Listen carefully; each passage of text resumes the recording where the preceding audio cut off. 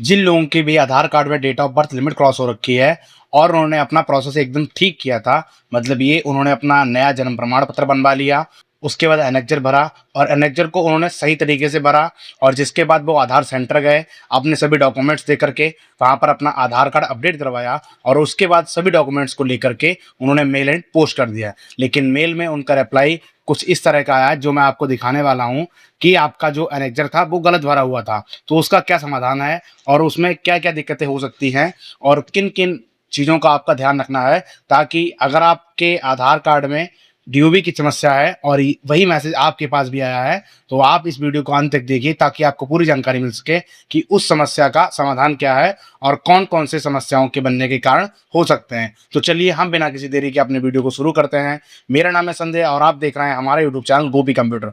तो चलिए शुरू करते हैं। सबसे पहले हम बात करते हैं कि आपके सामने ये दो फोटोज दिख रहे हैं, जिसमें मैंने एक में हिंदी में और दूसरे में इंग्लिश में इस तरह का बताया हुआ है कि क्या क्या लिख करके आता है। तो पहला ये देखो, आपको इस तरह का मेल आता है, dear resident thank you for bring this matter to our notice. ठीक है, यहाँ पे लिख के कहाँ पे आता है मैं दिखा देता हूँ। ये तो आपका सारा नंबर हो गया, इसको मैंने ऐड कर दिया। As per records your query या complaint has been addressed by division concern with following comments. ठीक है, तो मैं थोड़ा सा इसको एक बार पढ़ा। ठीक है, यहाँ पे लिख के आता है annexure attached by you is incorrectly filled. For your convenience, please attempt an update using correctly filled annexure along with the required document. Document required birth certificate plus annexure. And post rejection of the EID, submit the aforementioned document along with Aadhaar acknowledgement slip update slip through email on इतने। ठीक है, तो इसका हिंदी मतलब क्या वो मैं आपको दिखा देता हूँ। रिकॉर्ड के अनुसार आपकी क्वेरी शिकायत को संबंधित डिवीजन ने इन कमेंट्स के साथ देखा है। आपने जो एनेक्जर अटैच किया है वह गलत भरा गया है। आपकी सुविधा के लिए कृपया सही तरीके से एनेक्जर के साथ जरूरी डॉक्यूमेंट क्या क्या है। आपका डॉक्यूमेंट हो गया आपका बर्थ सर्टिफिकेट, एनेक्जर फर्स्ट जो यहाँ से आपका जो है आप डाउनलोड कर सकते हैं इस लिंक से जो उन्होंने लिंक दिया हुआ है, का इस्तेमाल करके अपडेट करने की कोशिश करें तथा ईआईडी रिजेक्ट होने के बाद ऊपर बताए गए डॉक्यूमेंट्स को आधार एक्नोलॉजमेंट स्लिप अपडेट स्लिप के साथ help@uidi.gov.in पर आपको मेल करना है। मतलब ये कि जो आपने एनेक्जर भरा था वो गलत है और आपको सही तरीके से अपना एनेक्जर भरना है, बर्थ सर्टिफिकेट लगा करके एनेक्जर लगा करके। उसके बाद जब भी आपका आधार कार्ड रिजेक्ट हो जाता है, ईआईडी रिजेक्ट होने के बाद आपको ऊपर बताए गए डॉक्यूमेंट्स मतलब बर्थ सर्टिफिकेट, एनेक्जर, आधार अपडेट की रिसिप्ट और आधार कार्ड को पीडीएफ बना करके help@uidi.gov.in पर इस तरह का आपको ये जो मेल आईडी लिखी है इस पर आपको भेज देना है। तो अब हम बात करते हैं कि वहाँ पर क्या क्या समस्याएं आ सकती हैं और क्या क्या चीज़ें होती हैं। तो मैंने यहाँ पर जहाँ तक 5 क्वेश्चंस के बारे में चेक किया है कि क्या क्या समस्याएं हो सकती हैं इस मामले में, और उन पांचों समस्याओं का समाधान क्या है वो भी मैं आपको बताऊंगा। पहला ये है, आपको डॉक्यूमेंट कंफर्म नहीं है कि आपने कौन सा पहली बार में इस्तेमाल किया था। मतलब ये कि आपको यही नहीं पता है कि आपने अपने आधार कार्ड जो को जब फर्स्ट टाइम डीओबी अपडेट कराई थी और अब जब आप एनकर भर रहे हैं तो उसमें एक ऑप्शन आता है कि आपने फर्स्ट टाइम में क्या डॉक्यूमेंट लिखा था और आपको वहाँ पर भरना होता है उस डॉक्यूमेंट का नाम।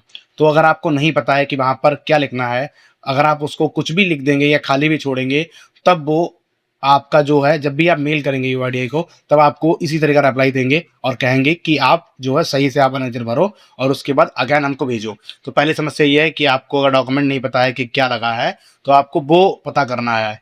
इसके लिए आपको कहाँ जाना पड़ेगा, अगर आपको ये नहीं पता है कि आपका फर्स्ट टाइम में डॉक्यूमेंट क्या लगा था तो आपको जाना पड़ेगा यूआईडीआई के रीजनल ऑफिस, जो भी आपका रीजनल ऑफिस लगता होगा आप वहाँ पर जाइएगा और बताइएगा मेरी date of birth limit cross है।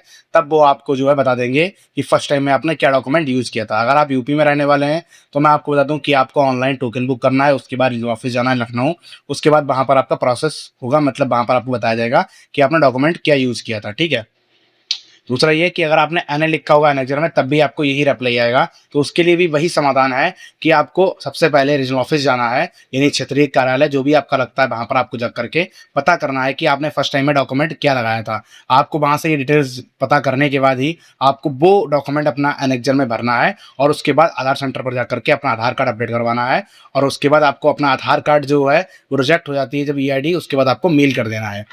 और कभी कभार क्या होता है डॉक्यूमेंट का नाम गलत नाम भर दिया हो, मतलब जैसे कि आपने जो है बर्थ सर्टिफिकेट यूज़ किया था, आपने वहाँ पर भर दिया कि हमने टीसी यूज़ किया है या फिर कुछ और यूज़ किया था वो भर दिया, तब भी आपको यही रिप्लाई आएगा। तो आपको सही अगर जानकारी 100% है, तब तो आप खुद से वहाँ पर भरेंगे कि हमने ये भरा था।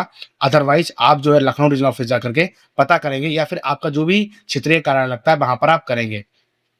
साथ ही एनेक्जर गलत भरा हो सकता है। अब मैंने कई लोगों को देखा है कि एनेक्जर को लोग गलत भर देते हैं। पहला ये कि जब भी हम अपना नाम भरते हैं, अगर मुझे एनेक्जर का एक बार पीडीएफ मिलता है, मैं कोशिश करता हूँ। अब मैं दिखाऊँ आपको लोग गड़बड़ क्या करते हैं, कि यहाँ पर मैंने अक्सर अधिकतर लोगों को देखा है कि जब भी वो एनेक्जर फर्स्ट, ये मैं थर्ड दिखा रहा हूँ, बट थर्ड एंड उसमें कुछ चीज़ें हैं जो मैं आपको दिखा देता हूँ सेम टू सेम वाली ही।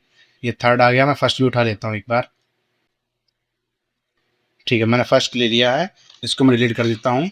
तो यहाँ पर करते क्या लोग हैं कि पहली बात तो वो लोग ये नहीं करते कि यहाँ पर आपने अपना नाम लिख दिया, यहाँ पे पापा का नाम लिखेंगे आप। तो आपको करना ये रहेगा कि यहाँ पे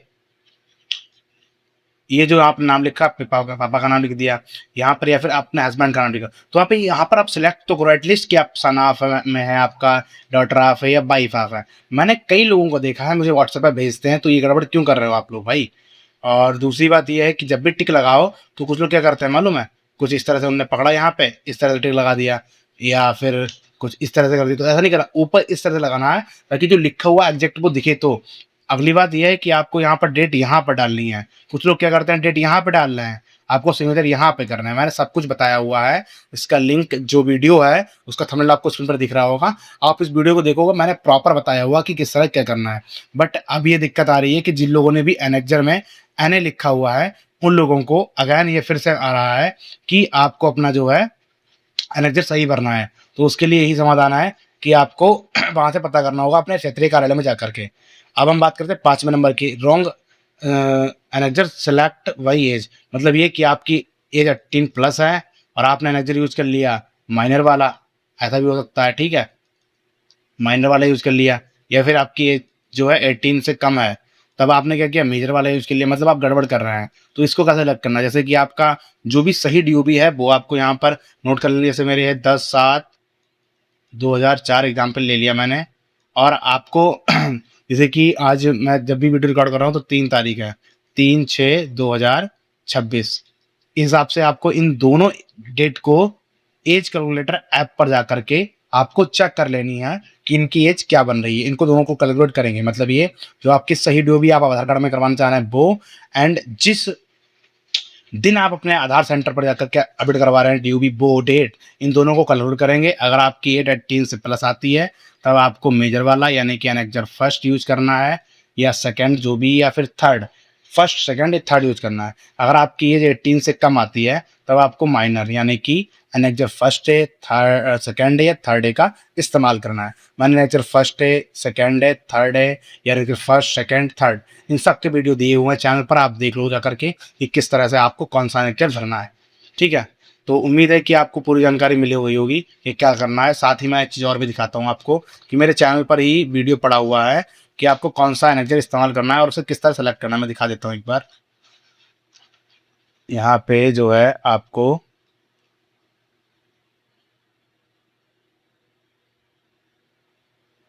ये वाला वीडियो है जहाँ पे बताया हुआ है कि एनेक्जर फर्स्ट या फर्स्ट ए सही फार्म कैसे चुने, आपको यहाँ पर कैसे पता करना है। तो मैंने ये वाला आपको वीडियो देख लेना है जिसमें मैंने बताया हुआ है कि कौन सा वाला आपको मतलब जो है एनेक्जर इस्तेमाल करना है। साथ ही मैंने कई और भी वीडियोस दिए हुए हैं अपने चैनल पर, लाइक आपका हो गया DUB लिमिट क्रॉस का फुल वीडियो मैंने दिया हुआ है, आप जाकर को देखो। इस वीडियो को मैंने बहुत अच्छे से बताया है कि चीज़ें क्या हैं।